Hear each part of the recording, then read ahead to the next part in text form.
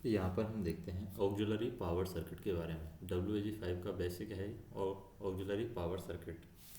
तो auxiliary power circuit में क्या होता है, एसी लोकोमोटिव में विभिन्न सहायक कार्य है, जैसे कि कंप्रेस्ड एयर बनाना है, विद्युत उपकरणों को ठंडा करना है, इन सभी के लिए यानी एयर कंप्रेस्ड एयर बनाने के लिए, विद्युत उपकरणों को ठंडा करने के लिए, ऐसे काम एसी लोकोमोटिव में बहुत होते हैं।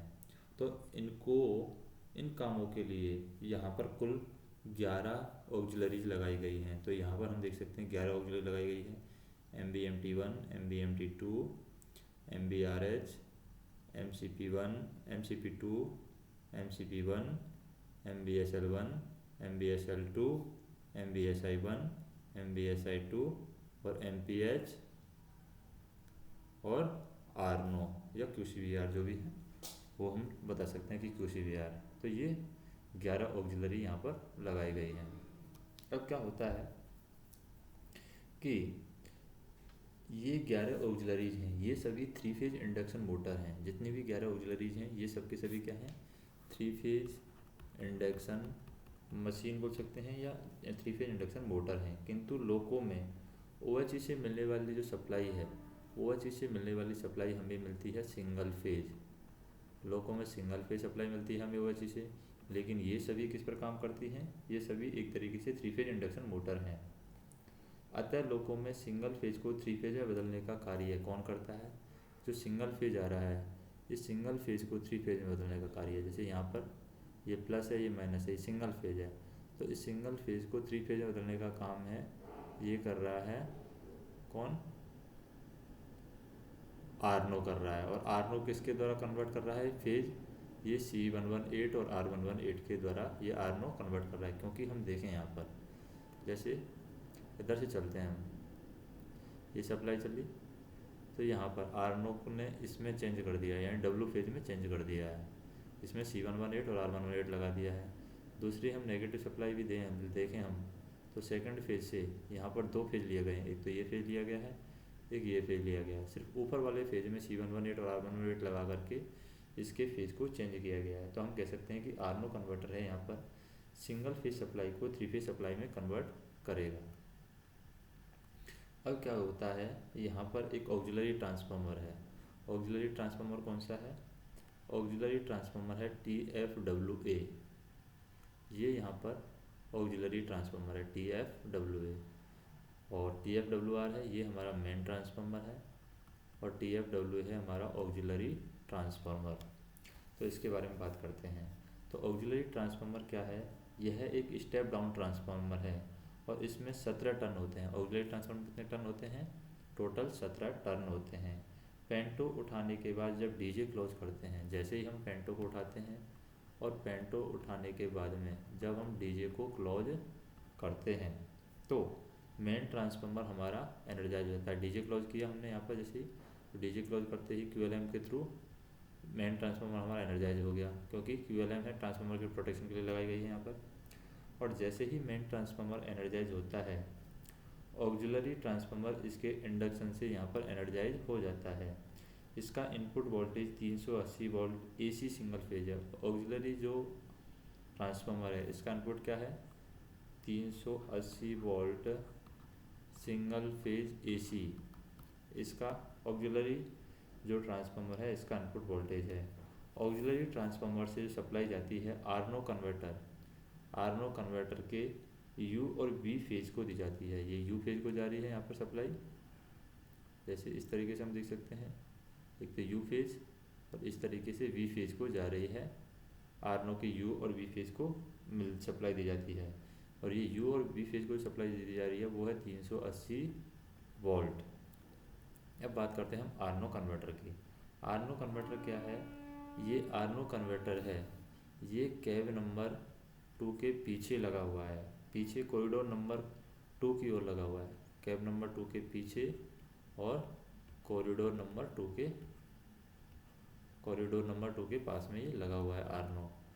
अब आरनो की बात कर रहे थे हम कि यह एक आरनो है, एक रोटरी मशीन की तरह काम कर रहा है। यहाँ पर रोटरी मशीन है, घूमने वाली मशीन है। आरनो कन्वर्टर ऑक्सिलरी ट्रांसफार्मर से मिलने वाली जो सिंगल फेज एसी सप्लाई है इसको 3 फेज एसी सप्लाई में कन्वर्ट कर देगा या बदली कर देता है, और यह सिंगल एसी इंडक्शन मोटर के सिद्धांत पर कार्य करता है। यानी हम कह सकते हैं सिंगल एसी इंडक्शन मोटर के सिद्धांत पर आर्नो हमारा काम करता है। किस तरीके से काम करता है, अर्थात यह सेल्फ स्टार्ट नहीं है। हमारा आर्नो है ये क्या है, सेल्फ स्टार्ट नहीं है, अपने आप स्टार्ट नहीं होता है। इसलिए जब डीजे को हम क्लोज करते हैं तो डीजे क्लोज करते समय आर्नो के लिए यहाँ पर स्टार्टिंग फेज देना जरूरी है, और आर्नो के लिए स्टार्टिंग फेज देने के लिए यहाँ पर C118 और R118 के थ्रू आर्नो को यहाँ पर W स्टार्टिंग फेज दिया गया है। तो यहाँ पर हम कह सकते हैं कि आर्नो के लिए स्टार्टिंग फेज देना ज़रूरी है। डीजे क्लोज करते समय आर्नो पर कुछ लोड भी देना ज़रूरी है। जैसे ही हम इधर से डीजे क्लोज करेंगे तो आर्नो पर कुछ ना कुछ लोड भी होना चाहिए। इसलिए आर्नो के साथ में 5 ऑक्सिलरी हैं, ये डायरेक्ट काम करती हैं, MPH, MBSL1, MBSL2, MBSI1, MBSI2।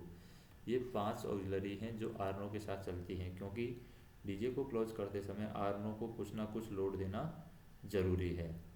अब इन 5 ऑक्सिलरी के कॉन्टैक्टर यहाँ पर नहीं लगाए गए हैं। ये जो 5 ऑक्सिलरी हैं इन 5 ऑक्सिलरी के कॉन्टैक्टर नहीं लगाए गए हैं।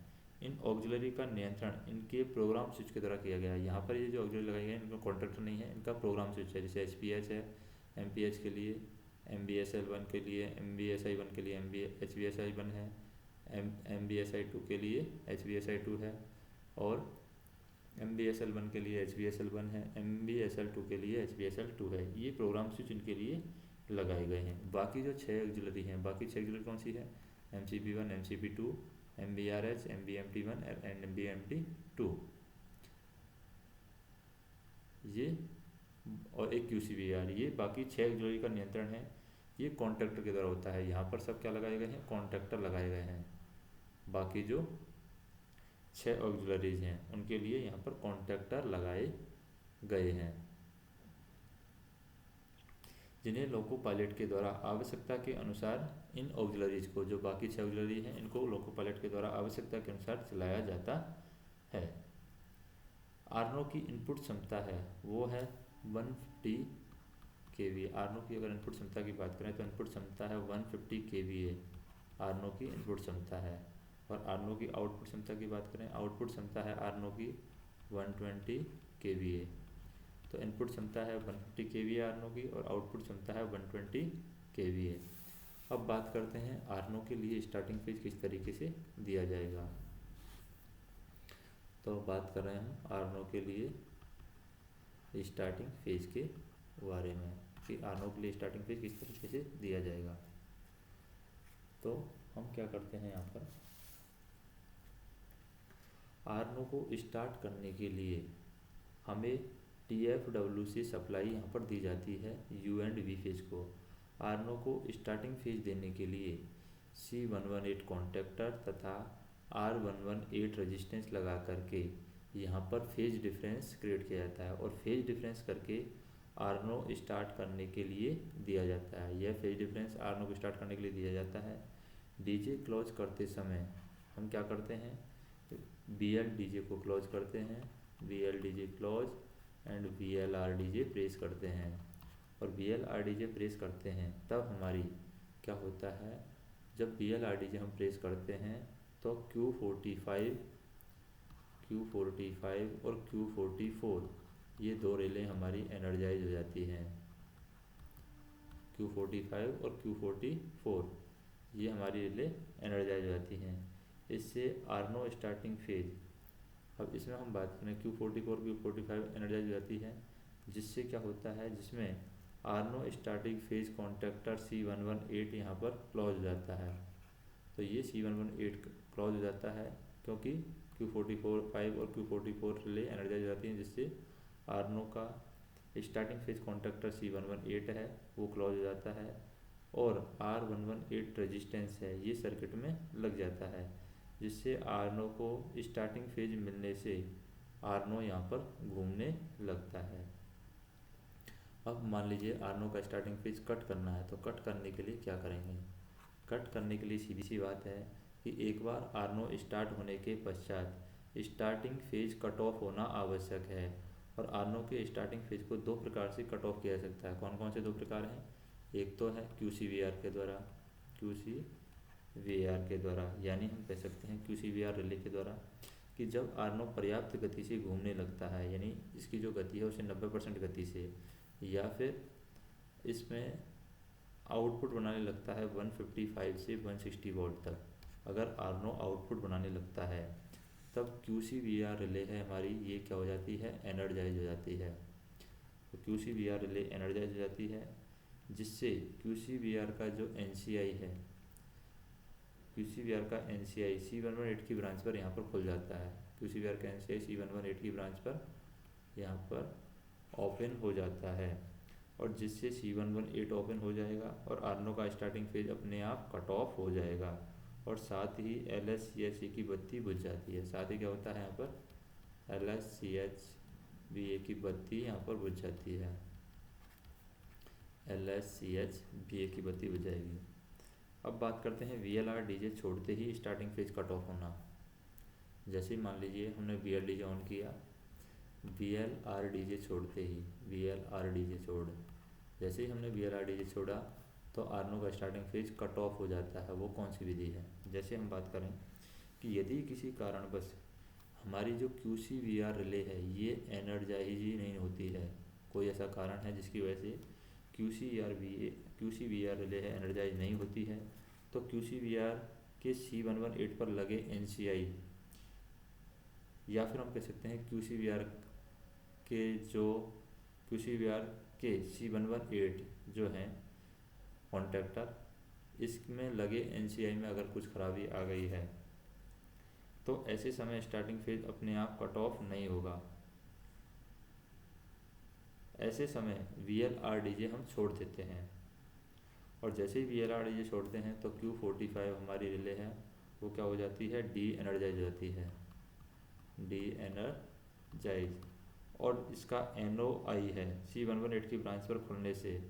अब ये जब डी एनर्जाइज हो जाएगी तो इसका जो NOI है वो C118 की ब्रांच पर खुल जाएगा, जिसे DJ सर्किट में हम देखेंगे आगे। इसका जो NOI है Q45 का NOI, तो जब ये Q45 डी एनर्जाइज होती है तो इसका NOI C118 की ब्रांच पर खुलने से स्टार्टिंग फेज हमारा ऑफ हो जाता है।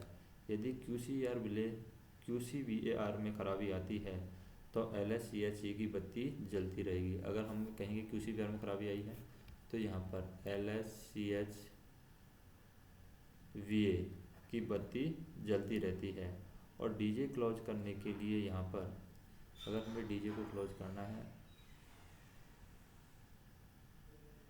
तो DJ को क्लोज करने के लिए HQCVAR, कौन सा? HQCVAR, इस चीज़ को 0 पर रखना पड़ता है अगर हमें DJ क्लोज करना है। इस स्थिति में VLR DJ के 4 सेकंड के बाद किंतु 5 सेकंड के अंदर हमें छोड़ देना चाहिए। तो अगर HQCVR 0 पर है तो ऐसी स्थिति में जब LSCHB की बत्ती जलती रहती है तो VLR DJ को हमें 4 सेकंड के अंदर, 4 सेकंड के बाद या 5 सेकंड के अंदर हमें छोड़ देना चाहिए। अब बात करते हैं हम ऑक्सिलरी पावर सर्किट की सुरक्षा या पावर सर्किट की सुरक्षा उपकरण और रिले हम बात करते हैं। इसके कौन कौन से सुरक्षा उपकरण हैं, कौन कौन सी रिले हैं। सबसे पहले बात करते हैं Q30 की। Q30 रिले है, ये रिले बोर्ड पर लगी होती है और TFWA से जोड़ी गई है। Q30 रिले किससे जोड़ी गई है? TFWA से जोड़ी गई है, पूरी की पूरी TFWA की निचले वाले पोर्शन से जोड़ी गई है।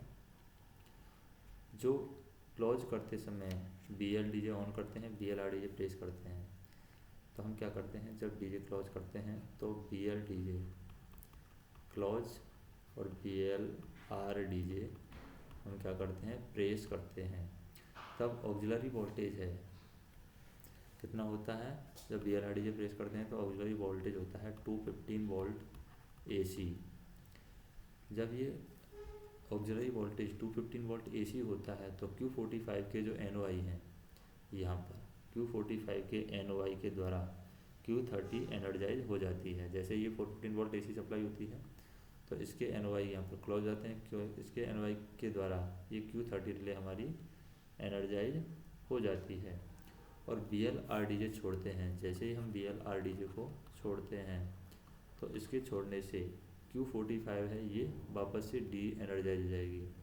और Q45 जब डी एनर्जाइज हो जाएगी तब इस RQ30 के द्वारा Q30 हमारी मेंटेन रहती है तथा Q30 का NOI, इस Q30 का NOI Q44 की ब्रांच पर क्लोज रहता है।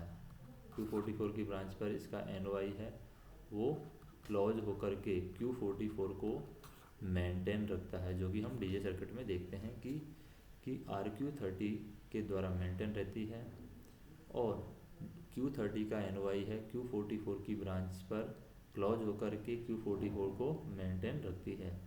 और जब OHE का टेंशन चला जाता है, ऊपर से OHE का टेंशन चला जाता है अथवा कम हो जाता है, जैसे मान लीजिए कम में 17.5 हो गया 25 kV के लिए, और या फिर 17.5 या 285 वोल्ट AC ऑक्सिलरी वोल्टेज होने पर Q30 रिले हमारी डी एनर्जाइज हो जाएगी और डी एनर्जाइज होकर के Q44 के द्वारा ये डीजे को ट्रिप कर देती है।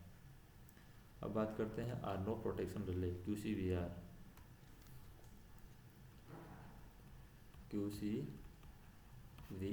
आर्नो प्रोटेक्शन रिले। तो आर्नो प्रोटेक्शन रिले है क्या है? तो यह आर्नो प्रोटेक्शन रिले है जो रिले बोर्ड पर लगी हुई है। और इसके कार्य क्या है? पहला कार्य हम देखें QCVR का। जब तक आर्नो पर्याप्त गति से नहीं घूमता है तब तक स्टार्टिंग फेज कट ऑफ नहीं होना चाहिए। QCVR का काम है जो स्टार्टिंग फेज आर्नो को स्टार्ट करने के लिए दिया है, जब तक आर्नो पर्याप्त गति से नहीं घूमता है तब तक स्टार्टिंग फेज कट ऑफ नहीं होना चाहिए। इसलिए डीजे क्लोज करते समय जब LSCHBA नहीं बुझती है तब BLRDJ को हमें नहीं छोड़ना है। जैसे हम डीजे क्लोज करते हैं तो डीजे क्लोज करते समय अगर LSCHBA इसकी बत्ती अगर नहीं बुझती है तो हमें यहाँ पर BLRDJ को छोड़ना नहीं है। और LSCHBA QCVR एनर्जाइज होने पर ही बुझती है। LSCHBA है ये कभी बुझेगी जब QCVR हमारी एनर्जाइज हो जाती है। QCVR आर्नो के W एवं 0 फेज में कनेक्ट किया गया। QCVR कहाँ पर कनेक्ट किया गया है? आर्नो के W और ये न्यूट्रल फेज 0 फेज में, यहाँ पर QCVR डायोड के थ्रू कनेक्ट किया गया। QCVR W और 0 फेज में कनेक्ट की गई है। जब आर्नो पर्याप्त गति से घूमता है यानी आर्नो 160 वोल्ट बनाता है तब रिले QCVR एनर्जाइज होती है। उस टाइम पर ही QCVR रिले एनर्जाइज होगी। दूसरा काम क्या है यहाँ पर कि आर्नो के पर्याप्त वोल्टेज बनाने पर जैसे QCVR रिले एनर्जाइज होती है, जैसे ही आर्नो पर ने पर्याप्त वोल्टेज बना लिया तो QCVR हमारी एनर्जाइज होगी। और इसका NCI है QCVR का NCI C118 की ब्रांच पर ओपन होता है, जो कि डीजे सर्किट में हम देखेंगे कि क्या होता है। QCVR एनर्जाइज हो जाती है तो इसका NCI QCVR का जो NCI है डीजे सर्किट में लगा हुआ है वो C118 की ब्रांच पर ओपन होकर के C118 की ब्रांच पर ओपन होकर के वो C118 को ही ओपन कर देता है, जिससे स्टार्टिंग फेज अपने आप कट ऑफ हो जाता है। यदि ऐसा नहीं हो तो रेजिस्टेंस R118 है वो जल सकता है, जो बहुत कम समय के लिए सर्किट में रहता है, ये भी यहाँ पर जल सकता है अगर ऐसा नहीं होता है। फिर हम बात करते हैं ऑक्सिलरी स्टार्टिंग रिले। इसकी बात करते हैं ऑक्सिलरी स्टार्टिंग रिले।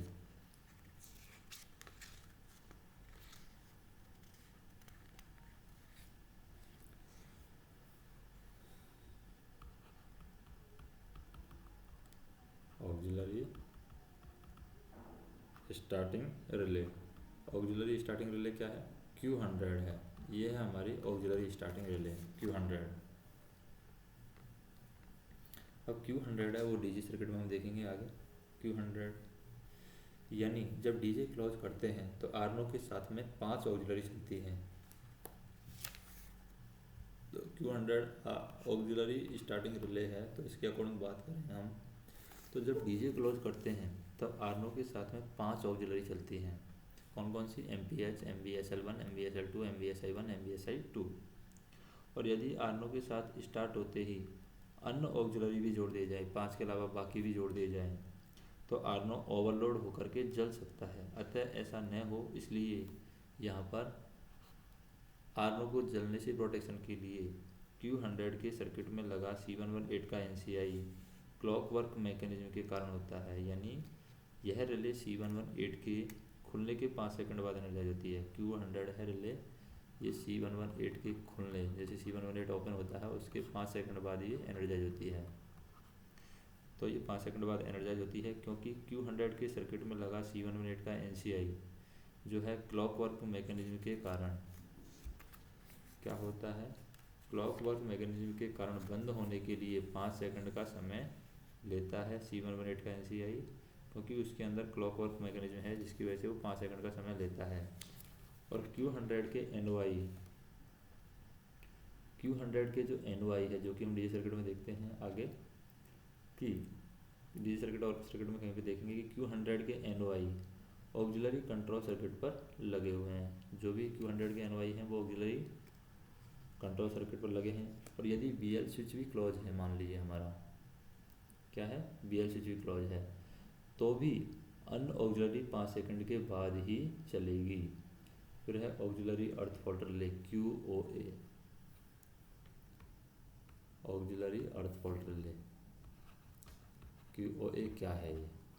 तो ये ऑक्सिलरी अर्थ फॉल्ट रिले है, यह एक सेफ्टी रिले है। इसका पूरा नाम है ऑक्सिलरी अर्थ फॉल्ट प्रोटेक्शन रिले। इसकी एनर्जाइज वैल्यू है वो है 50 वोल्ट DC, इसकी एनर्जाइज वैल्यू है। और यह टारगेट वाली रिले है जो कैब नंबर 2 में रिले बोर्ड पर लगी हुई है। और QOA का एक टर्मिनल यहाँ पर हम देखें, QOA का एक टर्मिनल HQOA स्विच के द्वारा, तो QOA का एक टर्मिनल HQOA स्विच के द्वारा आर्नो के न्यूट्रल फेस से जुड़ा हुआ है, तथा दूसरा टर्मिनल है वो बैटरी के पॉजिटिव टर्मिनल से जुड़ा रहता है। जबकि HQOA स्विच नंबर 1 पोजीशन पर है। HQOA है हमारा, ये स्विच नंबर 1 पोजीशन पर है।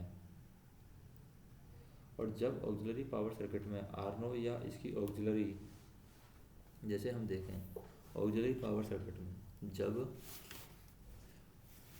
ऑक्सिलरी पावर सर्किट में आर्नो या आर्नो के साथ में जो चलने वाली ऑक्सिलरी हैं, आर्नो या इसकी ऑक्सिलरी मोटर सर्किट केबल या आर्नो के साथ जुड़े उपकरण में अर्थ फॉल्ट होता है, तो हमारी QOA रिले एनर्जाइज होती है। कब?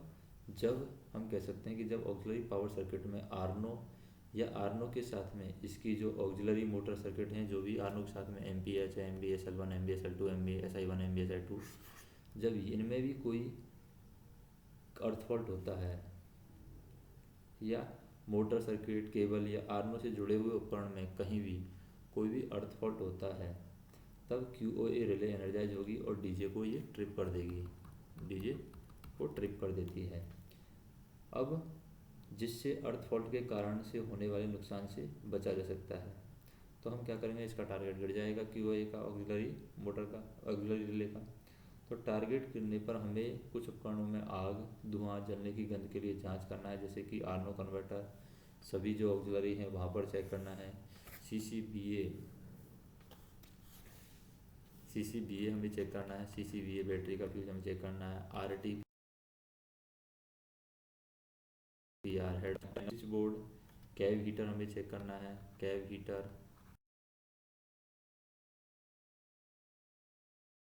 UA हाफ OHE वोल्टमीटर,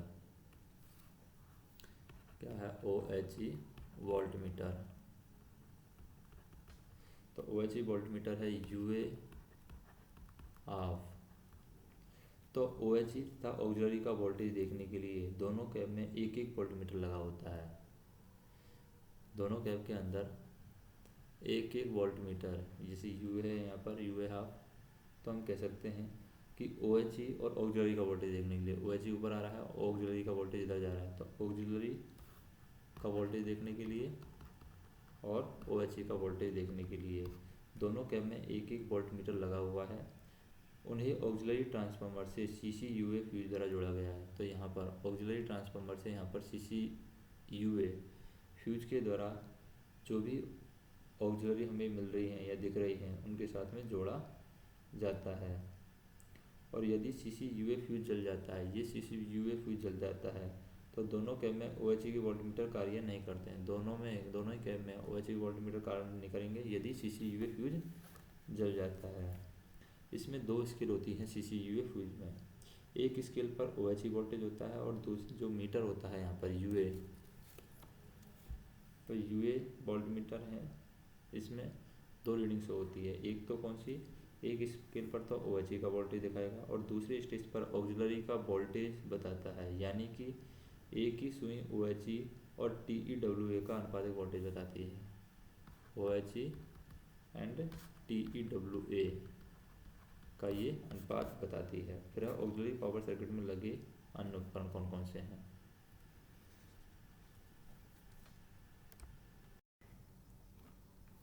तो ऑक्सिलरी पावर सर्किट में लगे उपकरण हम देखते हैं यहाँ पर। जैसे सबसे पहले हम देखते हैं CHVA बैटरी का चार्जर। CHVA बैटरी का चार्जर। तो बैटरी का चार्जर है, कैब नंबर 2 के पीछे कॉरिडोर नंबर 1 की तरफ लगा हुआ है। कैब नंबर 2 के पीछे और कॉरिडोर 1 में या कॉरिडोर 1 की तरफ लगा हुआ है CHVA। बैटरी चार्जर को आर्नो के द्वारा U and V phase 380 volt supply मिलती है। आर्नो के द्वारा U एंड V फेज में जो 380 वोल्ट सप्लाई है वो हमें बैटरी चार्जर को मिलती है।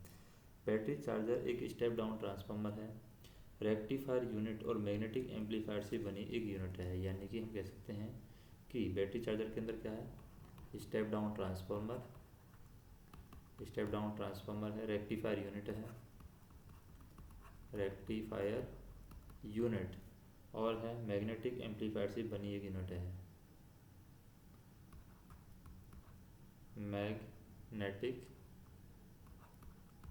मैग्नेटिक एम्पलीफायर से बनी एक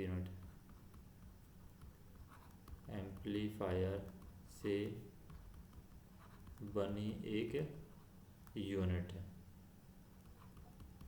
तो यहाँ पर हम देखें कि बैटरी चार्जर के द्वारा 110 वोल्ट DC सप्लाई मिलती है। क्या मिलती है, 110 वोल्ट DC सप्लाई, जो कि यहाँ पर बैटरी चार्जर के द्वारा मिल रही है।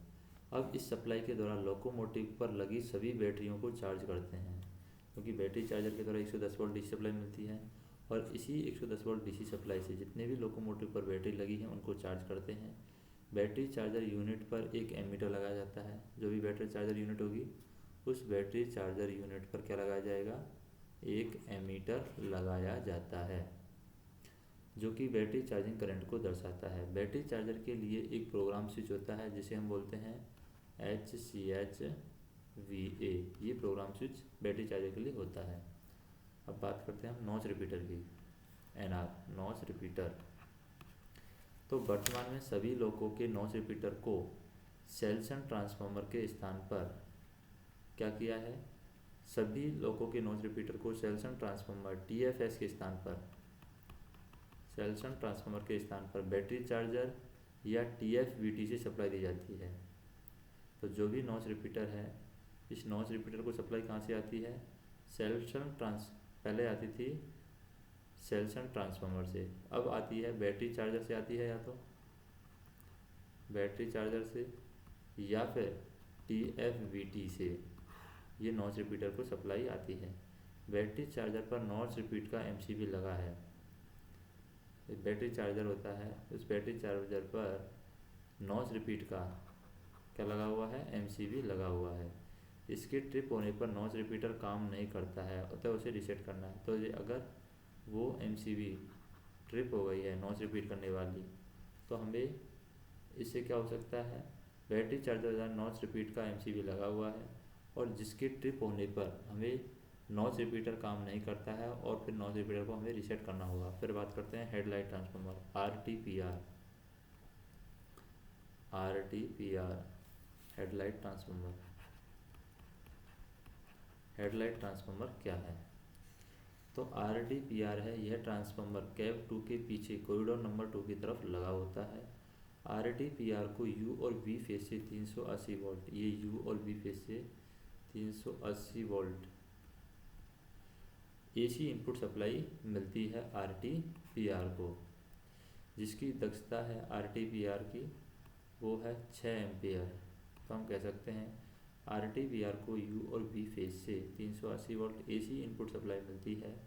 RTPR की ओवर करंट प्रोटेक्शन के लिए RTPR की ओवर करंट प्रोटेक्शन के लिए V फेज पर, इस V फेज पर क्या लगाया गया है? B फेज पर CCRTPR फ्यूज लगाया गया है। CCRTPR फ्यूज इसकी प्रोटेक्शन के लिए लगाया गया है। इस CCRTPR की क्षमता कितनी होती है? 6 एम्पीयर होती है। और RTPR के लिए मेन स्विच ZRT दिया गया है। RTPR के लिए मेन स्विच यहाँ पर वो है ZRT भी दिया जाता है,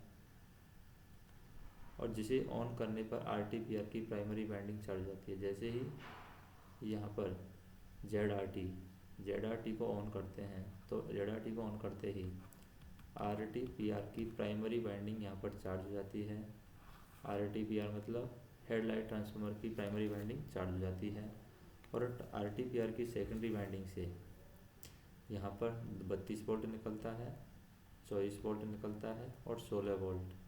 ये 3 स्टेप डाउन वोल्टेज मिलता है।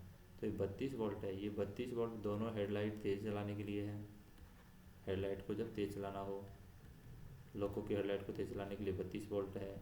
24 वोल्ट है, ये गेज लाइट के लिए है, गेज लाइट के लिए। और 16 वोल्ट है, ये दोनों लाइट डिम चलाने के लिए है, दोनों लाइट डिम चलाने के लिए 16 वोल्ट है। तो यहाँ पर हम देख सकते हैं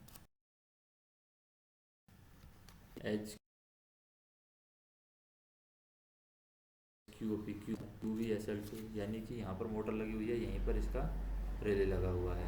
जैसे MVSL1 यहाँ पर लगी हुई है मोटर, यहीं पर इस मोटर पे इसका रिले लगा हुआ है। जैसे MPH मोटर यहाँ पर लगी हुई है, तो यहाँ पर इसका रिले लगा हुआ है। तो जो भी ऑक्सिलरी हैं यहाँ पर उनका रिले लगा हुआ है। जैसे डिस्चार्ज पाइपलाइन है, ये रेडिएटर फैन लगा हुआ है। तो हमें यहाँ पर ऑक्सिलरी मशीन के बारे में देखना है कि ऑक्सिलरी मशीन के अंदर कौन सी चीज़ कहाँ पर होती है और क्या काम करती है। जैसे हम बात करें, सबसे पहले किसकी बात करेंगे हम? सबसे पहले यहाँ पर बात करेंगे MPH की। MPH, ये पहले नंबर की बात करते हैं MPH की। अब MPH है, इसका स्थान कहाँ पर है? MPH होता है हमारा HTC में।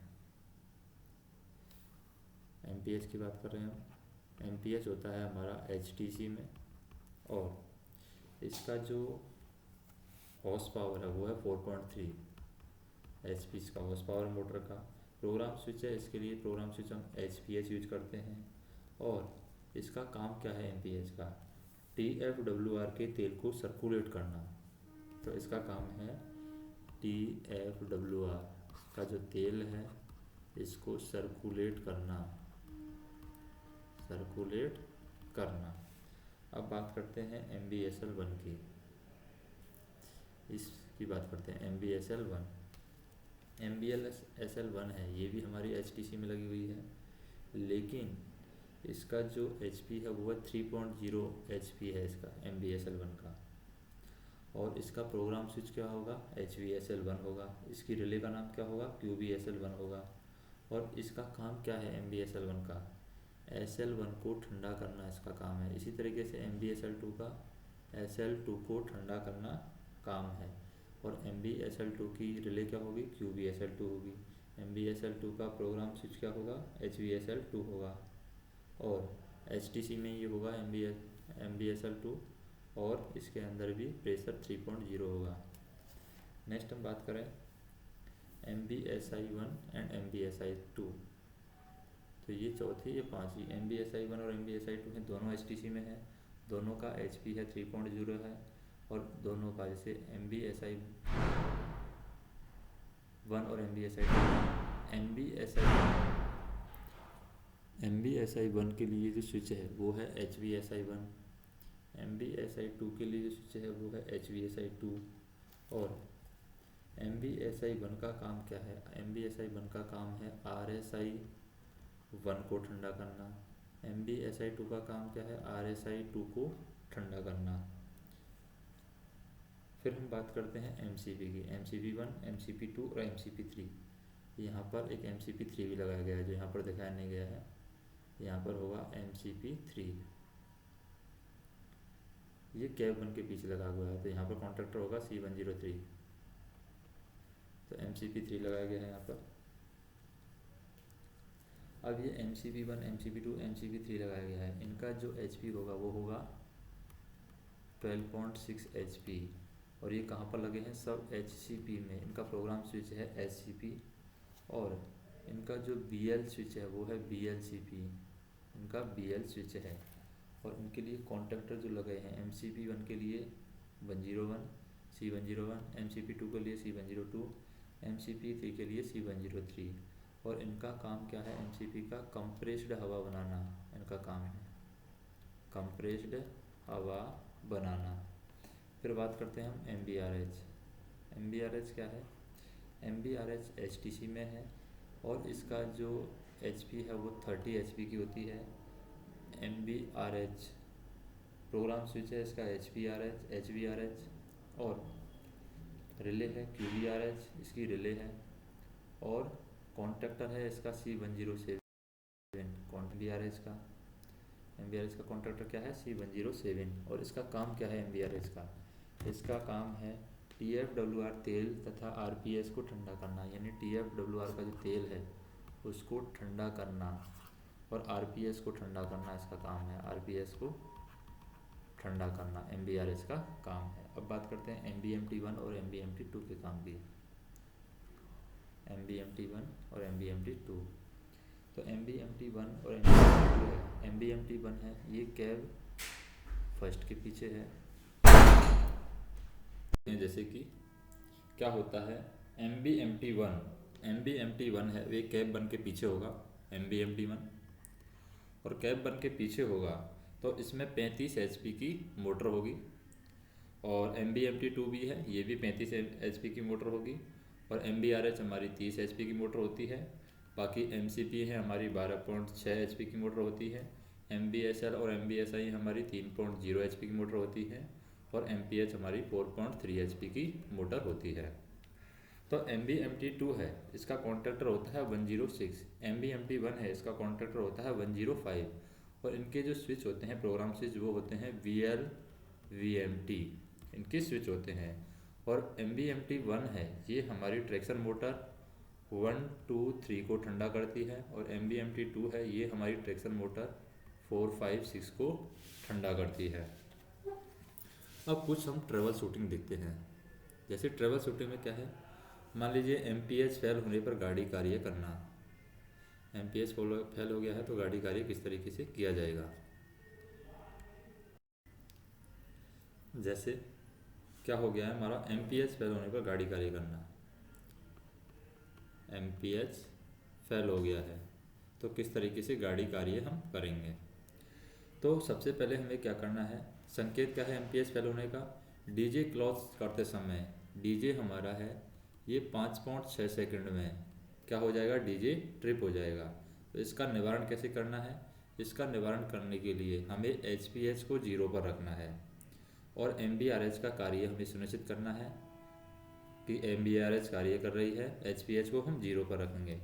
ट्रांसफार्मर के ऑयल लेवल पर हम ध्यान देंगे। यदि लोड और रोड के अनुकूल है, हमारा लोड है वो रोड के अनुकूल है, तो ट्रैक्शन मोटर को अधिकतम 500 एम्पियर करंट दे करके ट्रैक्शन मोटर को अधिकतम 500 एम्पियर करंट देते हुए सेक्शन क्लियर करके TLC को सूचित करेंगे। अब दूसरा हम देखते हैं कि मान लीजिए MBSI 1 और MBSI 2 ये फेल हो गई है, तब गाड़ी को किस तरीके से चलाएंगे। यानी MBSI 1 MBSI 2 फेल होने पर गाड़ी किस तरीके से चलाई जाती है। तो जब भी MBSI 1 MBSI 2 फेल होगी तो पहले नॉच पर, फर्स्ट नॉच पर हमारा DJ ट्रिप हो जाएगा। इसका निवारण किस तरीके से किया जाएगा? इसका निवारण करने के लिए HVSI1 एंड 2, HVSI1 एंड 2 और HVMT1 एंड 2 और HVSL1 and 2, HVSI1 and 2, HVMT1 and 2 और HVSL1 एंड 2, इनको हम क्या करेंगे, इनको हम जीरो पर रखेंगे। कौन कौन से स्विच, HVSI, HVMT और HVSL1 एंड 2 को सबको हम जीरो पर रखेंगे। और ट्रैक्शन मोटर 1 2 3 और 4 5 6, यहाँ पर ये ट्रैक्शन मोटर है 1 2 3 और 4 5 6, ये आइसोलेट हो जाएगी। यदि लोड रोड के अनुकूल है तो बची हुई 3 ट्रैक्शन मोटर, अब बची हुई 3 ट्रैक्शन मोटर कौन सी 3 ट्रैक्शन मोटर बची हैं, अब 1 2 3 4 5 6 सब मोटर आइसोलेट हो गई है, यानी या तो 1 2 3 आइसोलेट हो जाएगी या 4 5 6 आइसोलेट हो जाएगी। तो बची हुई 3 ट्रैक्शन मोटर को अधिकतम करंट देते हुए सेक्शन क्लियर करके टीएलसी को हम सूचित करेंगे। मान लीजिए MVSL1 एंड 2 फेल हो गया है, तब हम क्या करेंगे, क्या हो गया है, MVSL1 एंड 2 फेल होने पर गाड़ी चलाना, ये फेल हो गया तो गाड़ी कार्य किस तरीके चलेंगे, किस तरीके से गाड़ी चलाई जाएगी। अगर MVSL1 एंड 2 फेल हो गया है तो हम बात करें कि डीजे क्लोज करते समय डीजे हमारा 5.6 सेकंड में ट्रिप हो जाएगा। तो इसका निवारण का तरीका क्या है, इसका पहला तरीका हम देखें, फर्स्ट मेथड, इसको निवारण करने का फर्स्ट तरीका है कि HVSL1 एंड 2 को हमें जीरो पर रखना है। यदि लोड व रोड परमिट करता है तो ट्रैक्शन मोटर को 500 एम्पियर करंट दे करके हम आगे गाड़ी कार्य कर सकते हैं। SL1 और 2 की हमें निरंतर जांच करनी है, स्मूथ रिएक्टर जो होते हैं 1 एंड 2 की निरंतर जांच करते रहेंगे, सेक्शन क्लियर करके टीएलसी से बात करेंगे। फिर दूसरा तरीका क्या है, सेकंड तरीका है कि HVSL1 and 2, HVMT1 and 2, HVSL1 and 2, HVMT1 and 2 और HVSL1 एंड 2, इनको हमें जीरो पर रखना है। HVSL और HVSI1 एंड 2, इन सबको हमें जीरो पर रखना है। और जीरो पर रखने के बाद में ट्रैक्शन मोटर 1 2 3 या फिर ट्रैक्शन मोटर 4 5 6 आइसोलेट हो जाएगी। तो बाकी 3 ट्रैक्शन मोटर जो बचेंगी हमारी, उनको हम पूरा करंट दे करके आगे कार्य करेंगे। यदि लोड व रोड परमिट करता है तो सेक्शन क्लियर करके टीएलसी से हम बात करेंगे। नेक्स्ट हम देखते हैं कि मान लीजिए MBRH फेल हो जाता है, क्या फेल हो जाती है, MBRH, ये फेल हो गई है। MBRH फेल हो गई है तो गाड़ी कार्य किस तरीके से किया जाएगा, तो BLVMT ऑन करने के बाद में क्या होता है, 5.6 सेकंड के बाद में डीजे यहाँ पर ट्रिप हो जाता है। तो हम क्या करेंगे, HVRH को जीरो पर रख देंगे निवारण के लिए। HVRH को जीरो पर रख करके सुनिश्चित करें कि C107 ये हमारा ओपन अवस्था में है। और MPH की वर्किंग हमें सुनिश्चित करनी है कि MPH हमारा वर्क कर रहा है। और TFP ऑयल लेवल पर हमें नज़र कर रखनी है, यानी ट्रांसफार्मर का जो ऑयल लेवल है उस पर हमें नज़र रखनी है। और इसमें MBRH के टाइम पर हम देखें कि 6 नॉच पर, 6 नॉच जब हम लेंगे तो 6 नॉच पर ट्रिपिंग से बचने के लिए हमें क्या करना है, 6 नॉच पर ट्रिपिंग से बचने के लिए Q118 को हमें सावधानी के साथ वेज करना है। और वेज करने की सावधानियों का हमें पालन करना है। और यदि HC 105 लोको में दिया हुआ है तो उसको हमें ऑन कर लेना है। और हम बात करें लोड और रोड अगर परमिट करता है तो अधिकतम हम कितनी एम्पियर करंट देंगे, 500 एम्पियर करंट दे करके काम करेंगे, सेक्शन क्लियर करके टीएलसी को सूचित करेंगे। यदि C105 के पिकअप न होने से C106 भी पिकअप नहीं होते हैं, अगर हमारा C105 पिकअप नहीं हो रहा है तो C105 पिकअप न होने से C106 भी पिकअप नहीं होता है तो C105 भी हम बेच करेंगे और C106 अपने आप पिकअप हो जाएगा। जैसे C105 को बेच करेंगे हम, C106 से अपने आप पिकअप हो जाता है। अब बात करते हैं हम कि MBMT1 फेल होने पर क्या करेंगे। मान लीजिए हमारा MBMT1 फेल हो गया है, तब हम गाड़ी कार्य किस तरीके से करें। इसका मतलब है कि BLVMT क्लोज करने के 10.6 सेकंड के बाद में डीजे क्या हो जाता है, ट्रिप हो जाता है। तो इसका निवारण किस तरीके से किया जाएगा? इसका निवारण करने के लिए हमें क्या करना होगा, HVMT1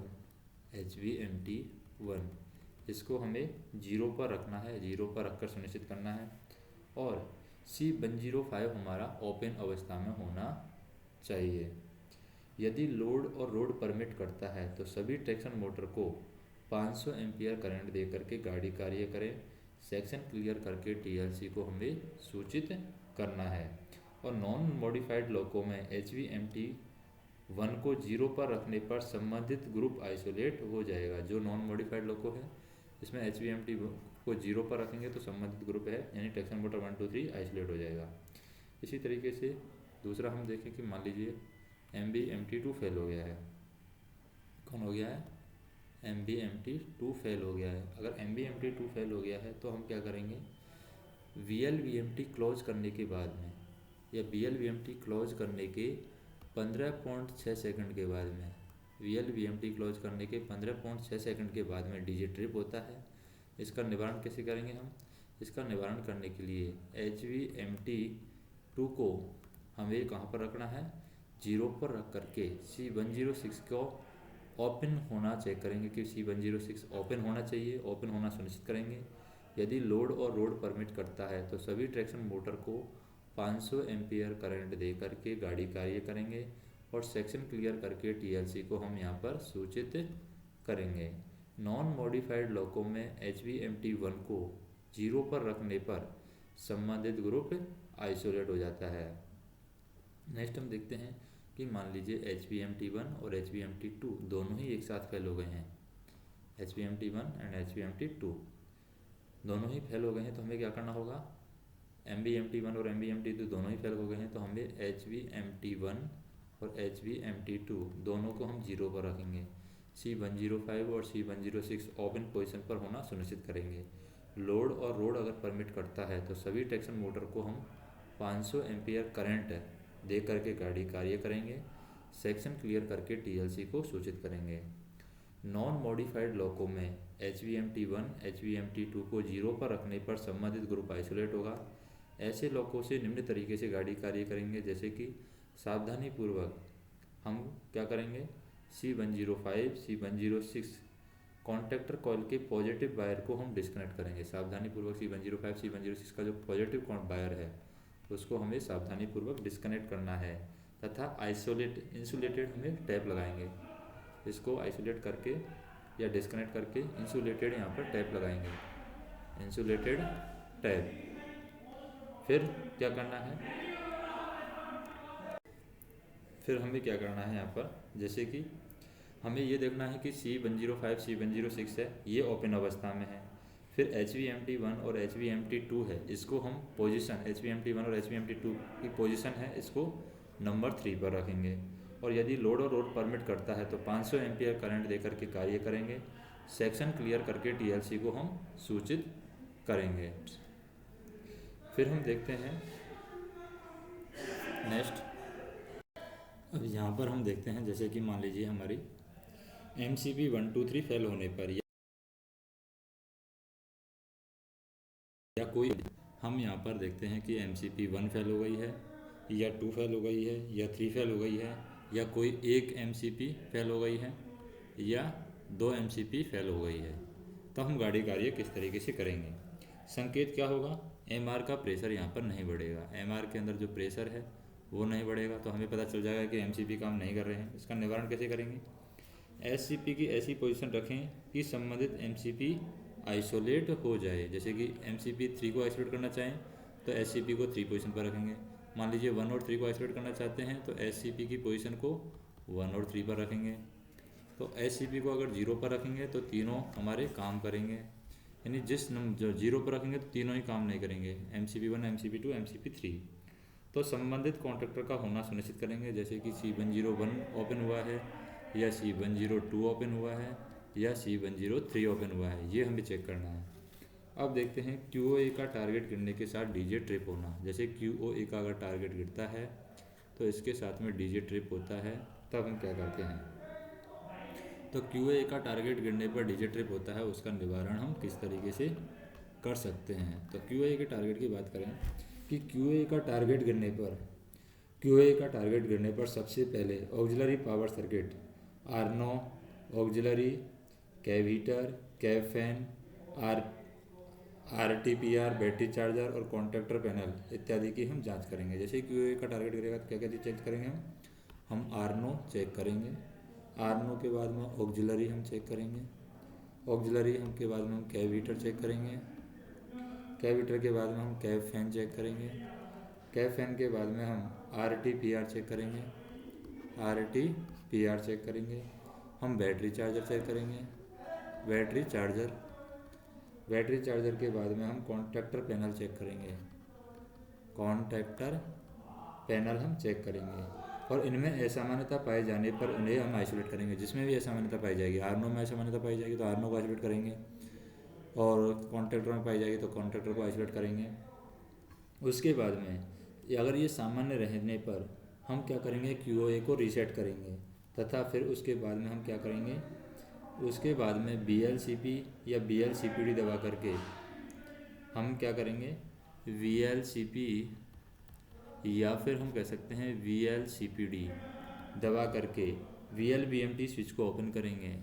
क्या करेंगे, VLBMT स्विच को हम ओपन करेंगे और VLBMT स्विच ओपन करेंगे। उसके बाद में हमें DJ क्लोज करना है।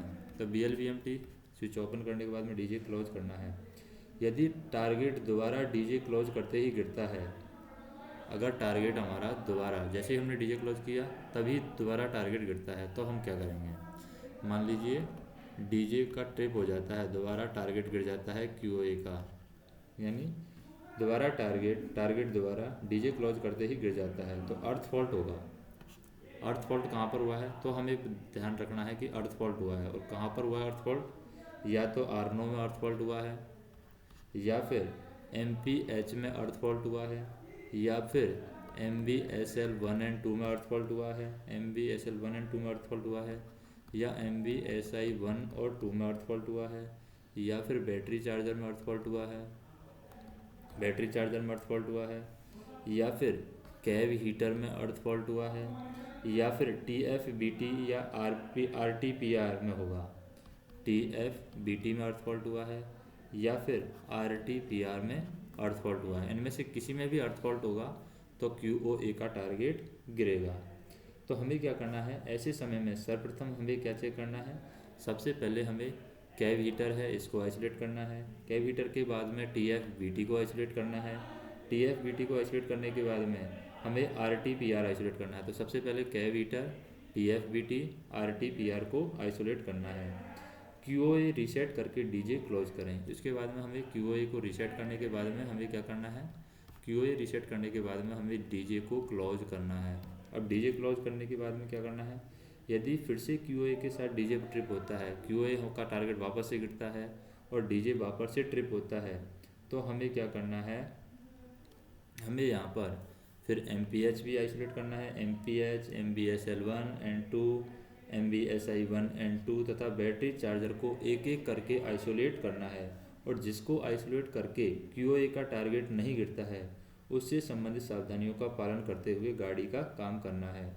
यदि उपरोक्त ऑक्सिलरी आइसोलेट करने के बाद भी अगर QOA का ये सारी ऑक्सिलरी आइसोलेट करने के बाद भी अगर QOA का टारगेट गिर रहा है, हमारा लगातार QOA का टारगेट गिरता है, तो हमें क्या करना है, जो HQOA है HQOA को हमें 0 पर रखना है और HQOA को हमें 0 पर रख करके ऑक्सिलरी पावर सर्किट पर हमें ध्यान देना है अगर टारगेट नहीं रुकता है। दूसरा तरीका क्या है, ये मान लीजिए QOA का टारगेट गिर रहा है, उसके साथ में DJ ट्रिप हो रहा है, तो दूसरा तरीका क्या है इस समस्या को हल करने का। तो दूसरे तरीके की बात करते हैं, सेकंड मेथड में यदि DJ क्लोज करने के बाद में QOA के टारगेट के साथ में DJ ट्रिप नहीं होता है, जैसे सिर्फ QOA का टारगेट गिर रहा है लेकिन DJ ट्रिप नहीं हो रहा है, तो हमें क्या करना है, तो कॉन्टैक्टर के साथ चलने वाली ऑक्सिलरी में अर्थ फॉल्ट है। जो भी ऑक्सिलरी कॉन्टैक्टर के साथ चल रही हैं जैसे MCB1, MCB2, MCB3, MBRH, MBMT1, MBMT2, इनमें अर्थ फॉल्ट है। अगर DJ ट्रिप नहीं हो रहा है, सिर्फ QoE का टारगेट गिर रहा है, तो MBRH, MBMT1, MBMT2 इनका अंदर अर्थ फॉल्ट है। ऐसे समय में हमें कुछ कार्यवाही करनी है। क्या कार्यवाही करनी है? पहली कार्यवाही करनी है BLCP क्लोज करना है। BLCP को क्लोज करना है। BLCP क्लोज करने पे क्या होगा? QoE का टारगेट गिरता है तो टारगेट रीसेट करेंगे और SCP की पोजीशन बदल करके हम दूसरा कंप्रेसर चलाएंगे। SCP की यहाँ पर पोजीशन बदलेंगे, दूसरा कंप्रेसर चलाएंगे। यदि फिर भी QoE का टारगेट गिरता है तो HQoA है उसको हम 0 पर रख देंगे। ये तो पहला मेथड हो गया। दूसरा तरीका क्या है? VLBMT क्लोज करेंगे। हम क्या करेंगे? VLBMT क्लोज करेंगे। जब VLBMT क्लोज करेंगे तो तुरंत टारगेट गिरता है, अगर तुरंत टारगेट गिर जाता है तो MBRH को आइसोलेट करेंगे, और यदि 5 सेकंड के बाद टारगेट गिरता है तो MBMT1 को आइसोलेट करेंगे।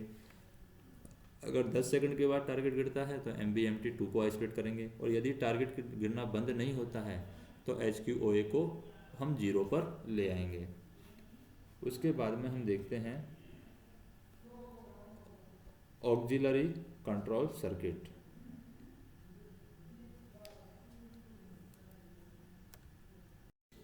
तो ऑक्सिलरी कंट्रोल सर्किट है, ये हम नेक्स्ट वीडियो के अंदर देखेंगे ऑक्सिलरी कंट्रोल सर्किट।